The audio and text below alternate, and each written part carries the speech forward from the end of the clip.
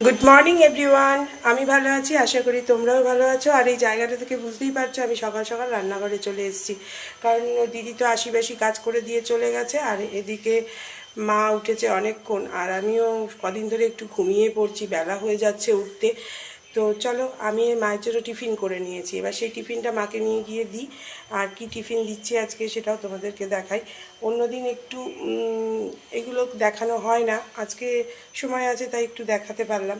মাকে আজকে অন্য কিছু দিচ্ছি না, মাকে এমনিতেও মানে যে সমস্ত খাবার খেতে বলেছে তার মধ্যে থেকে চিড়ে, উপমা এগুলো তো করে দেওয়াই হয় প্রত্যেক দিন, একদিন অন্তর অন্তর মানে পাল্টে পাল্টে করে দিই। আর আজকে মাকে দিচ্ছি হচ্ছে ব্রেড আর একটু বাটার লাগিয়ে। আর বাটারটা এই বাটারটাই মায়ের জন্য ইউজ করতে বলেছে, মানে এই বাটারটা ইউজ করছি মায়ের জন্য। এই যে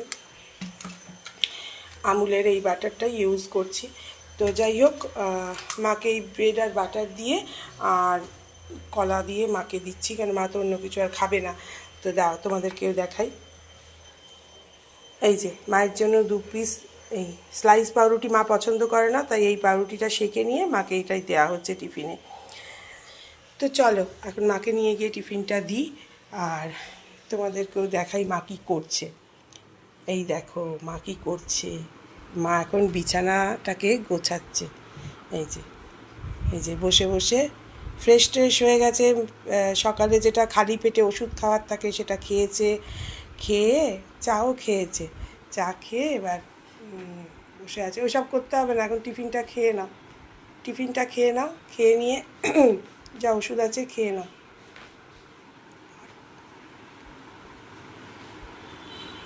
ঠিক করে খেয়ে নাও না। হ্যাঁ খেতে হবে। চিনি দিসনি? না চিনি দিইনি। এটা খাও বসে, এটা বসে খাও, খেয়ে মেডিসিনটা খাবে, তারপরে একটু পরে উঠে এবার স্নান টান করে পুজো করে নেবে, ঠিক আছে? একটা এমনও দিন গেছে, মানুষ বিপদে না পড়লে বুঝতে পারে না। মা কোনোদিনই কিছু খেয়ে পুজো করাতে মানে মনের দিক দিয়ে আপত্তি থাকতো, ছিল, এমনভাবেই অসুস্থ হয়ে পড়েছে, যার জন্য মানে পুজোটা তো করতে হবে।